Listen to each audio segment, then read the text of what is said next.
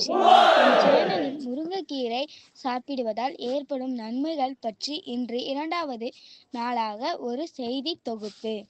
முருங்கைக்கீரையில் calcium மற்றும் phosphorus நிறைந்துள்ளது. இது எலும்புகள் ஆரோக்கியத்திற்கு தேவையான தாதுக்கள் ஆகும். முருங்கைக்கீரை சேதமடைந்த எலும்புகளுக்கு குணப்படுத்தும். அலர்ஜி எதிர்ப்பு பண்புகளுக்கு நன்கு அறியப்பட்டவை. முருங்கைக்கீரை சாப்பிடுவதால் எலும்புகள் வலுப்படுத்தும். செரிமான கோளாறுகளுக்கு எதிராக போராடும். மலச்சிக்கல், வீக்கம், வாயு மற்றும் இரைப்பை அலர்ஜி இவைகள் போக்க உதவும். ஆன்டிபயோட்டிக் தன்மை உள்ளது.